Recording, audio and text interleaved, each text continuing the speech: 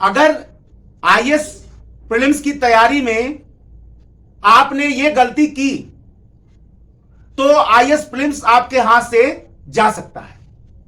और समस्या की बात यह है, बड़ी संख्या में यूपीएससी एस्पिरेंट आईएएस प्रीलिम्स के एग्जाम देने के पहले या कहिए सालों यही गलती करते हैं। परिणाम नतीजा यह होता है कि जब परीक्षा आता है और देने के बाद जब रिजल्ट देखते हैं तो पास नहीं हो पाते।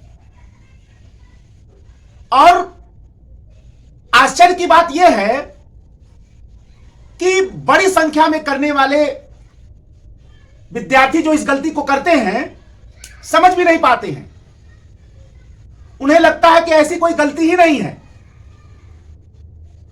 लेकिन दुर्भाग्य तो यही है कि इतनी बड़ी गलती होने के बाद भी यह उनके समझ से बाहर होता है।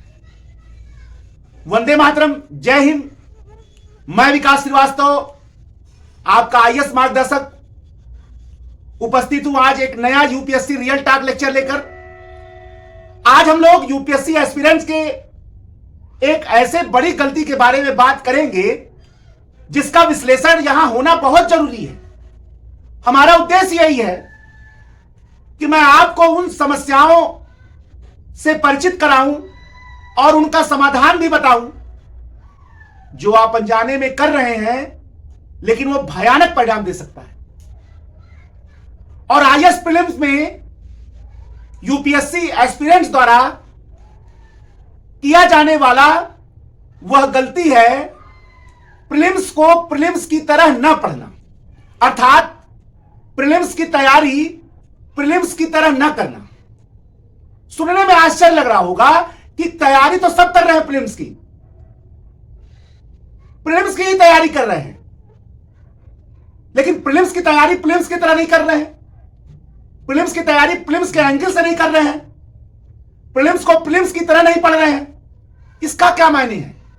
यह एक आश्चर्यजनक प्रश्न है, यह एक आश्चर्यजनक टॉपिक है जो यूपीएससी एस्पिरेंट्स को चौंका सकता है। हमारा उद्देश्य यही है कि मैं ऐसे ही टॉपिक्स को लेकर आऊं। हम लोग को यूट्यूबर थोड़ा है, हम लोग आपके इन्हीं बड़ी और समस्याओं को आपके समक्ष लाने और उनका सटीक समाधान बताने के लिए ही आए हैं। यदि आप चैप्टर पढ़ रहे हैं, टॉपिक पढ़ रहे हैं और उनको क्वेश्चन एंगल से नहीं पढ़ रहे हैं, आप ऐसे नहीं पढ़ रहे हैं कि यहां से प्रश्न कैसे बनता है, तो माफ करिएगा, आप यूपीएससी प्रीलिम्स के एंगल से नहीं पढ़ रहे। यदि आप चैप्टर की पढ़ाई क्वेश्चन एंगल से नहीं कर रहे हैं, यदि आप टॉपिक की पढ़ाई क्वेश्चन एंगल से नहीं कर रहे हैं कि यहां से कैसा प्रश्न पूछा जा सकता है, तो आप प्रीलिम्स की तैयारी प्रीलिम्स की तरह नहीं कर रहे हैं। यदि आप चाहे एमसीक्यू हो चाहे पीवाईक्यूज हो, आप उसको इस तरह से नहीं पढ़ रहे हैं कि उसमें क्या गलती हुई, क्यों गलती हुई, भविष्य में ऐसी गलती फिर ना हो, तो आप प्रीलिम्स को प्रीलिम्स के एंगल से नहीं पढ़ रहे हैं। अगर प्रीवियस इस क्वेश्चन को देखकर आप यह नहीं समझ पा रहे हैं कि यूपीएससी कैसे प्रश्न पूछता है, कहां से पूछता है और इसको एग्जामिनेशन हॉल में कैसे हल किया जाएगा, पीवाईक्यू को देखने के बाद आप यूपीएससी का इरादा नहीं समझ पा रहे हैं कि प्रीलिम्स में कैसे क्वेश्चन आ रहे हैं, कहां से आ रहे हैं, कौन सा एरिया बार बार टच किया जा रहा है, क्वेश्चन पूछने का तरीका क्या है, तो आप आईएएस प्रीलिम्स की तैयारी आईएएस प्रीलिम्स की तरह नहीं कर रहे हैं। पता ही नहीं चल रहा है। अगर आप एमसीक्यू फ्रेंडली शॉर्ट नोट्स नहीं बना रहे हैं जिससे कम समय में दोहरा भी जाए, प्रश्न भी हल हो जाए, रिवीजन भी हो जाए, तो आप प्रीलिम्स की तैयारी प्रीलिम्स की तरह नहीं कर रहे हैं। आप प्रीलिम्स की तैयारी नहीं कर रहे हैं, प्रश्न ही नहीं हल हो रहा है, रिवाइज ही नहीं हो रहा है। कम समय में पढ़ भी नहीं पा रहे हैं, कम समय में कॉन्सेप्ट भी नहीं क्लियर हो पा रहा है, अंतिम समय में कैसे दोहराएंगे? और ऐसा भी आप कैसे दोहरा पाएंगे कि उसे एमसीक्यू या पीवाईक्यू या एग्जाम में आने वाले प्रश्न हल हो जाएं? कैसे होगा ये? और अगर आप ऐसा नहीं कर पा रहे हैं तो आप कैसे तैयारी कर रहे हैं प्रीलिम्स एंगल्स? ये प्रीलिम्स एंगल तो नहीं है भाई। तैयारी तो ऐसे होनी चाहिए कि प्रश्न हल हो जाए, रिवाइज हो जाए, जवाब मिल जाए। नहीं हो रहा है। इनपुट ही महत्वपूर्ण नहीं, आउटपुट भी महत्वपूर्ण है। आउटपुट भी तो मिलना चाहिए ना। आखिर आप इतना त्याग तपस्या बलिदान क्यों कर रहे हैं भाई? आप इतने बड़े बड़े सपने क्यों देख रहे हैं? सपनों का बड़ा होना कोई बड़ी बात नहीं है। यदि सपने बड़े हैं तो उन्हीं बड़े सपनों के अनुसार तैयारी करना बड़ी बात है। तैयारी करना बड़ी बात है। यदि रिवीजन आप कर रहे हैं, आपको याद नहीं हो पा रहा है, कॉन्सेप्ट नहीं क्लियर हो पा रहा है, कंफ्यूजन नहीं दूर हो पा रहा है, तो आप प्रीलिम्स की तैयारी प्रीलिम्स एंगल से नहीं कर रहे हैं। सारे भ्रम एग्जाम में बने हुए हैं, सारे कंफ्यूजन बने हुए हैं, कॉन्सेप्ट क्लियर ही नहीं है। कह रहे हैं सब पढ़े हैं लेकिन वहां एग्जाम में हल ही नहीं हो पा रहा है। वो एमआर सीट बढ़ते समय हाथ कांप रहा है। कैसा रिवीजन किया आपने? और कैसे आप कह रहे हैं कि प्रीलिम्स की तैयारी प्रीलिम्स एंगल से कर रहे हैं? नहीं कर रहे हैं। मैं यहां केवल मीठी मीठी बातें करके आपको अंधेरे में रखकर धन बना लूं और आप असफल हो जाएं, यह हमारा काम नहीं। अगर अपने वर्षों के अनुभव से मैं आपको सही मार्ग नहीं दिखा पाऊंगा, किस बात का मार्गदर्शक? मार्गदर्शक कोई उपाधि थोड़ा मिला हमको। मार्गदर्शक कोई हमको उपाधि नहीं मिला, पद नहीं मिला है। मेरे मन में ऐसी इच्छा है कि अपने वर्षों के अनुभव से मैं आपको कुछ सही रास्ता दिखा दूं, इसलिए लिखता हूं। ऐसा थोड़ा कि हमारे मन में ये चाहत है या इससे कोई बहुत बड़ा मुझे धन मिलने वाला है। मैं अपने इरादों को आपको बताता हूं कि मेरा उद्देश्य है कि मैं आपको इन बड़ी समस्याओं को और आप कल्पना करिए कि बड़ी संख्या में लाखों स्टूडेंट केवल इसी भ्रम में लेकर तैयारी करते हैं यूपीएससी प्रीलिम्स का। हर साल लाखों छटते। अगर उन लाखों स्टूडेंट तक मैं अपनी बात पहुंचाकर उनके भ्रम को दूर कर सकूं, सार्थक हो जाएगी हमारी पढ़ाई। यदि आप कम समय में तार्किक निर्णय लेकर एमसीक्यू हल नहीं कर पा रहे हैं, सटीक सही कम समय में तत्काल निर्णय लेकर, तार्किक निर्णय लेकर बिल्कुल सटीक रूप से, सही रूप से प्रश्नों को हल नहीं कर पा रहे हैं, तो आप प्रीलिम्स की तैयारी प्रीलिम्स एंगल से नहीं कर रहे हैं। कम समय में हल करना, क्वेश्चन को सॉल्व करना बड़ी बात नहीं है। क्वेश्चन को कम समय में सही सॉल्व करना बड़ी बात है। और प्रीलिम्स इसी के लिए जाना जाता है, कम समय में तार्किक निर्णय लेकर सही प्रश्नों को हल करना, सही उत्तर देना, यही प्रीलिम्स का मुख्य विशेषता है। और इसी में प्रीलिम्स क्लियर होगा। और अगर आप इस तैयारी ऐसी नहीं कर पा रहे हैं तो माफ करिएगा, आप प्रीलिम्स की तैयारी प्रीलिम्स एंगल से नहीं कर रहे हैं। यही मैं बताने आया हूं। यदि आप सही किताब से, सही नोट से, सही टॉपिक को बार बार गहराई से नहीं पढ़ पा रहे हैं तो आप प्रीलिम्स की तैयारी प्रीलिम्स एंगल से नहीं कर रहे हैं। किताब ज्यादा है, नोट ज्यादा है, टॉपिक समझ ही नहीं पा रहे, क्या पढ़ें, कितना पढ़ें, क्या पढ़ें, क्या छोड़ें, क्या अंतिम समय में दोहराएं, क्या अंतिम घंटे में पढ़ें, क्या अंतिम घंटे में स्मरण करें। यदि जब आप ये समझ ही नहीं पा रहे हैं तो प्रीलिम्स की तैयारी कैसे आप प्रीलिम्स एंगल से कर रहे हैं? कैसे आपको पता नहीं कर रहे हैं? यदि आप प्रीलिम्स की तैयारी करते समय इतना सेलेक्टिव हो जा रहे हैं, इतना चूजी हो जा रहे हैं कि केवल सरल सरल अच्छा अच्छा पढ़ ले रहे हैं और कठिन से कठिनतम टॉपिक आप छोड़ते चले जा रहे हैं, तो आप प्रीलिम्स की तैयारी प्रीलिम्स एंगल से क्या कर रहे हैं? आप बताइए हमको। आप केवल सरल सरल तैयारी कर रहे हैं, इतना सेलेक्टिव हो गए, केवल अच्छा अच्छा तैयारी कर रहे हैं,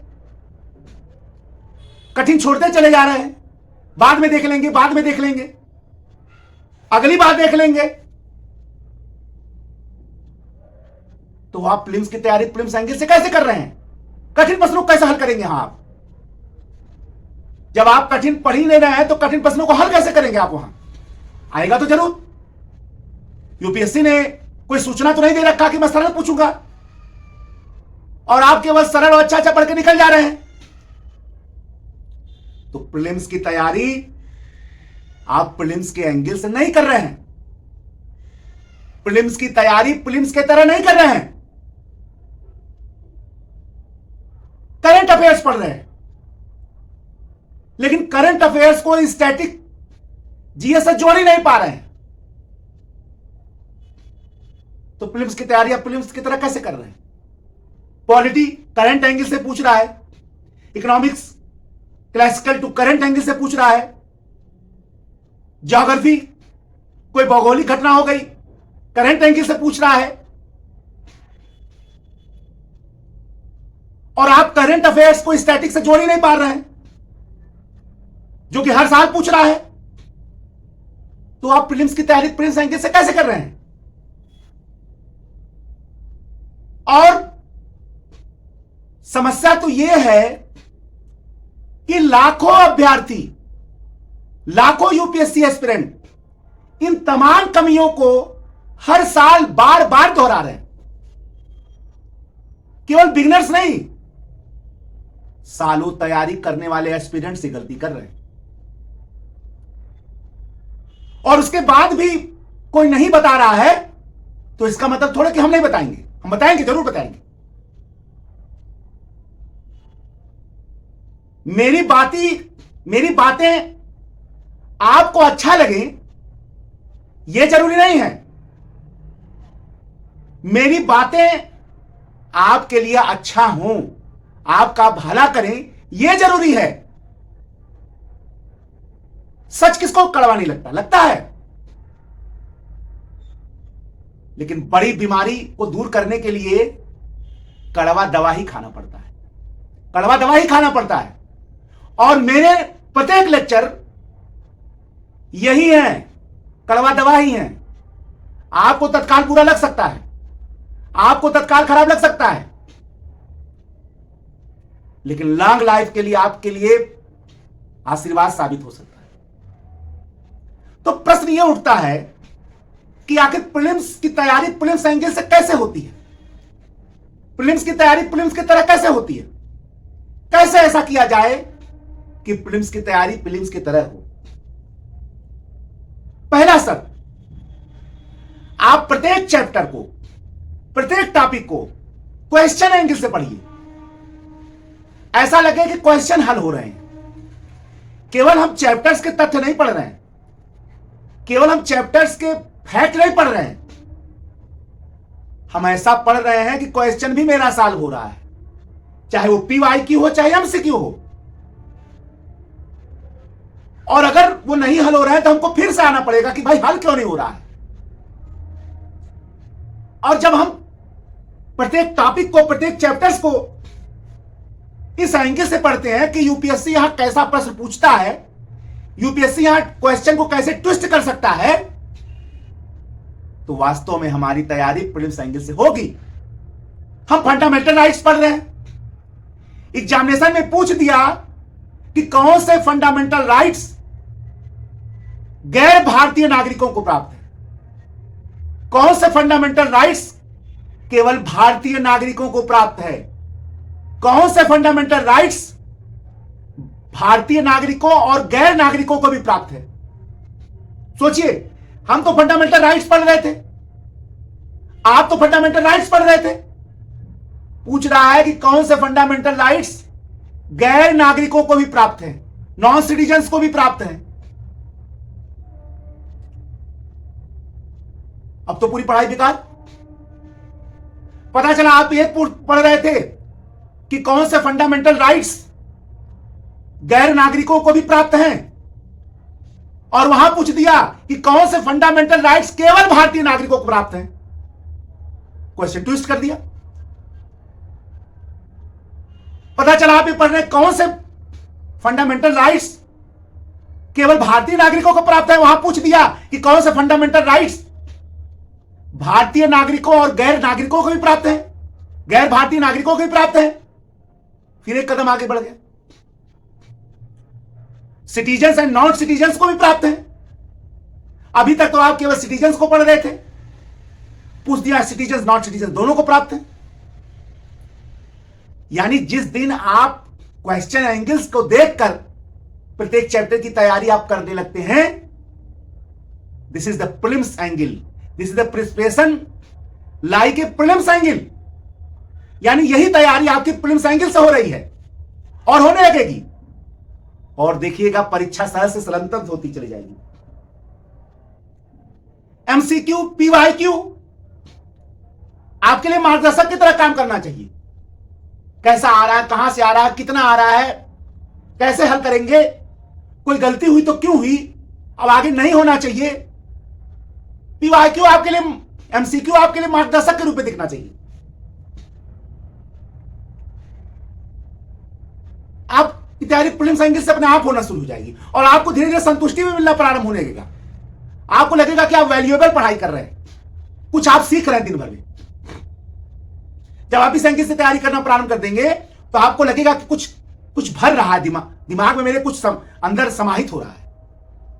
देखिएगा बिल्कुल सिनेरियो ही बदल जाएगा, परिदृश्य ही चेंज हो जाएगा पूरा। आपको क्वेश्चन फ्रेंडली शॉर्ट नोट्स भी बनाना पड़ेगा,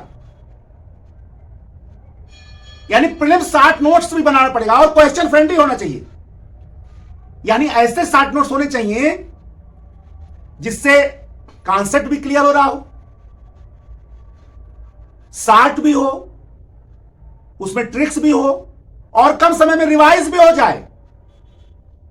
शॉर्ट भी है, रिवाइज भी हो रहा है, कॉन्सेप्ट भी क्लियर हो रहा है, उसमें ट्रिक्स भी हैं। यानी क्वेश्चन फ्रेंडली शॉर्ट नोट्स, कोई बहुत कठिन शब्द नहीं है। इसको अगर शुद्ध हिंदी में कहा जाए तो ऐसे नोट्स जिससे आपके प्रश्न हल हो जाएं, सॉल्व हो जाएं, कम समय में आप उसको दोहरा भी लें, छोटा भी हो, उससे आपकी अवधारणाएं भी स्पष्ट हो जाएं, और उसमें ऐसे ट्रिक्स भी हों जिससे आपके क्वेश्चन या फैक्ट्स याद भी हो जाएं और सॉल्व भी हो जाएं।